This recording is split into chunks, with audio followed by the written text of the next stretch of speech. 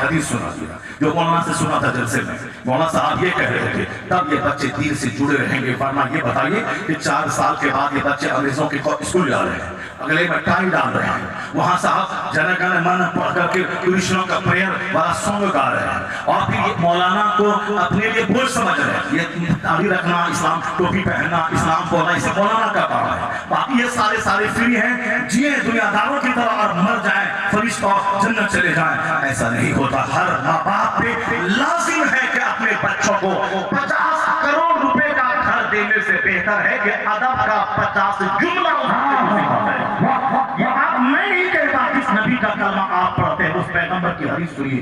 حضور کیا کہتے ہیں؟ آقا فرماتے ہیں ما نہل والد من نہل افضل من ادب حسن. یہ حضور کی حدیث آیا ہے. مکان، گھر، گاڑی، چھکڑا، فکس ڈپوزٹ کہ میں مر جاؤں تو میرا بچہ بھیک نہ مانگے. بے شمار تمہاری طرح کروڑوں لوگ ہیں جو 1 ٹکا چھوڑ کے نہیں مرے. ان کا بیٹا ارب پتی کے بیٹوں کے مقابلے میں زیادہ عزت کی زندگی گزار رہا ہے. جس کے پاس 1 بیٹا ہے اس کا چہرہ سوکھتا ہے، جس کے پاس 10 بیٹے ہیں وہ عزت کے ساتھ کھا پی رہے ہیں. ایسا نہیں کہ ہم 2 ہمارے 2 ہم 2 ہمارے 1 تو عزت سے رہیں گے. 1 بیٹے والے کا دل اڑا رہتا ہے. اگر یہ مرا تو اس کا مستقبل تباہ ہو جائے گا. جس کے پاس 10 بیٹے ہیں، اگر 2 بیٹا مر بھی گیا تو 8 بیٹے زندہ ہیں، اس کو کوئی غم نہیں رہتا.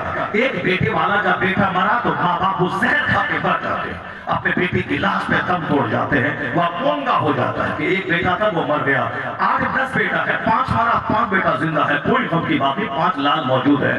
اس لیے ہمارا چہرہ سوکھا ہے. 1 بیٹا ہے پھر بھی چہرہ سوکھا ہے، اور وہاں 10 بیٹے ہیں سب مسکرا رہے ہیں. حضرت انس کو مصطفیٰ نے دعا دی تھی 100 بیٹے ہو گئے، اور 100 بیٹے ہونے کے بعد وہ بھوکا نہیں رہا. ان کے باغ میں اللہ نے روزی اتنی دی کہ دوسروں کا باغ سال میں 1 بار پھلتا تھا، اور جناب انس کا باغ سال میں 2 بار پھلنے لگا. یہ مصطفیٰ کی دعا تھی. 100 بیٹے اس لیے کہ وہاں سینے میں اللہ کی ذات پر یقین ہے، وشواس ہے. غوث اعظم کا لنگر کھانے والے، غوث اعظم میں 4 شادی تھی، غوث اعظم کے پاس 49 اولاد تھی، مگر کبھی چہرہ سوکھا نہیں کہ بچے کو کیا کھلائیں گے. یا غوث ہمیشہ چہرہ ہرا رہا. اور اس شان کے ساتھ 40 سال تک عشاء کی وضو سے فجر کی نماز آپ نے پڑھی. پھر 49 بچوں کی پرورش کیسے ہوئی؟ غوث اعظم کا جواب ہوگا پڑھ قرآن. قرآن کہتا ہے وَمَن يَتَوَکَّلْ عَلَى اللَّهِ فَهُوَ حَسْبُهُ. جو اللہ پہ بھروسہ کرتا ہے اللہ اس کے لیے کافی ہو جاتا ہے. یقین بہت بڑی دولت ہے، اعتماد بہت بڑی دولت ہے، صبر بہت بڑی دولت ہے، قناعت سب سے بڑی دولت ہے. مولانا کو گالی دے کر کے اپنے بچوں کو کافر مت بناؤ. مولانا کے خلاف بول کر کے اپنے گھر میں مشرکانہ ماحول مت پیدا کرو. مدرسے کو برا کہہ کے اسکول کالج کا مہد بچوں مت پڑھاؤ. اپنے بچوں کو مدرسے میں پڑھانے والے سب لوگ نہیں پڑھاتے ہیں. مدرسے میں وہ لوگ پڑھاتے ہیں جس کے دل اور دماغ میں اسلام کی خدمت کا نشہ ہوتا ہے. یا پھر وہ نکمے قسم کے لوگ جو اسکول کی فیس نہیں بھر سکتے ہیں، چلو اس یتیم خانے میں ڈال دو. یتیم خانے میں ڈال دو، کم سے کم بچہ کھائے گا، پلے گا، پڑھے گا اور وہ پڑھے گا. دین کی خدمت کا نشہ نہیں ہوتا.